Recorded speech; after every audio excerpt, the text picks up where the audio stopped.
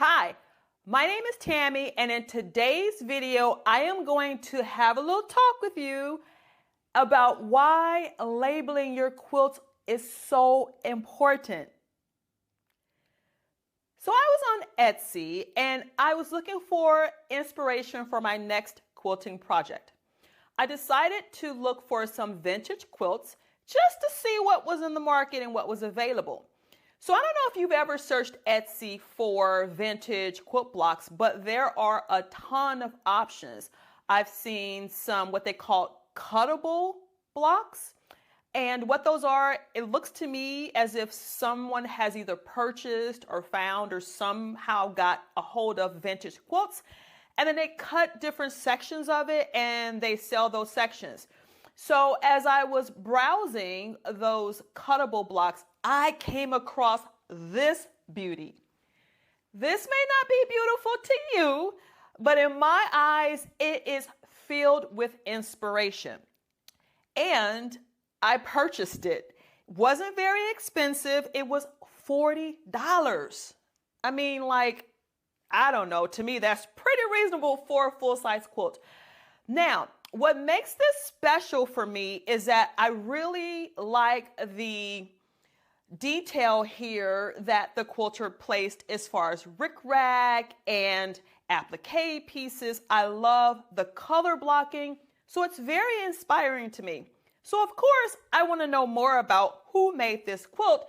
We can see here that this quilt was made for James, but I have no idea who made this quilt, when it was made, who James is. I have no information about this quilt, which is kind of fun because I can make up my own story, but kind of sad. You know, I want to pay homage to the quilter who made this inspiring piece. So what I'm going to do next is show you some close-ups of the details of this quilt and talk to you about what particularly inspires me about this quilt and what I'm going to do about that inspiration.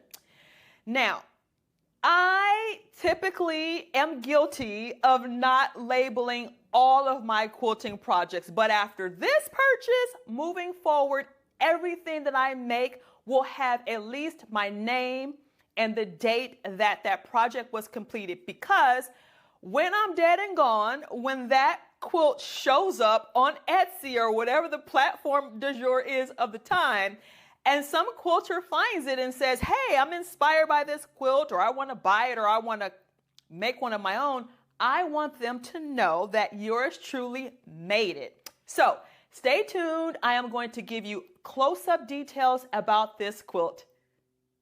This quilt measures 47 inches wide by 56 inches high. These little triangles that are around the border, if you will, of the quilt, they're all 2-inch triangles. So let me bring you in closer so we can get a better look at this quilt. So what we have here is this quilt was made for James. Again, I don't know who made this quilt, and I would love to know, but you can tell that the quilter put a lot of love in making this quilt. The pattern is basically, these are 10-inch squares, and these are all 10-inch squares, and she's placed these applique train pieces. This is a very interesting feature right here. You know what this is, my quilty friend? This is like, I don't know, maybe 1/4 millimeter rickrack. So the quilter took some rickrack and just used some black thread to adhere this smoke chain to the quilt. And this right here, my quilty friend, looks like pearl cotton. And this looks like it's all hand stitched. And so the wheels and the details of the eye and the mouth of the trains, and we have, let's see here. Again, this is, it looks like pearl cotton, a really thick thread that is hand stitched. Look at this incredible work. Over here, we have the quilter did hand stitching. So she hand quilted this whole project. I'm just amazed because I don't have the patience to hand stitch anything. So the fact that this quilt that is 47 by 56 was all hand done is amazing to me. Let me show you the details of the border. So these are all alternating 2-inch triangle pieces that go around the whole border of this project. And let me show you the back. So the back is just a white backing, and you can tell that it truly is vintage because these are some stains here. Once I received this quilt, I did wash it, let it soak in some Pine Sol, and got it as clean as I could. But you can see there that there is some staining, and there's some staining here. So this is not something that someone is portraying to be vintage. It really is an older quilt. Now, I don't know, I can't, if any of you have any idea when this could have been made, what decade, these fabrics are just basic cotton. They don't look like any special print. It's just blue and white. And then let's look here at what the quilter did on the edges. I'm always fascinated by how people bind their projects together. Let's see, let me get to whether maybe some better light.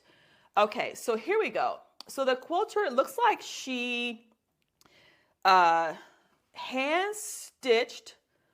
This is probably like 2 inches apart, right? A diagonal stitch. And then on the edge here, what the quilter did is this is machine sewn on. So she took a machine and she sewed the triangles, looks like inside the edge of this quilt.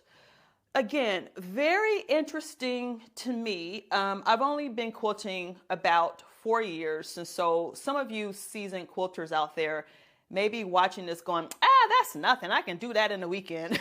But for me, it's very fascinating. I'm very motivated, inspired by this hand stitching. So this is opening a lot of doors for me moving forward. I am an avid AccuQuilt user, but this is inspiring me to do some hand stitching. So my quilty friend, you're going to have to subscribe to the channel and stay tuned so that you can see how I recreate this wonderful, unnamed, unlabeled quilt.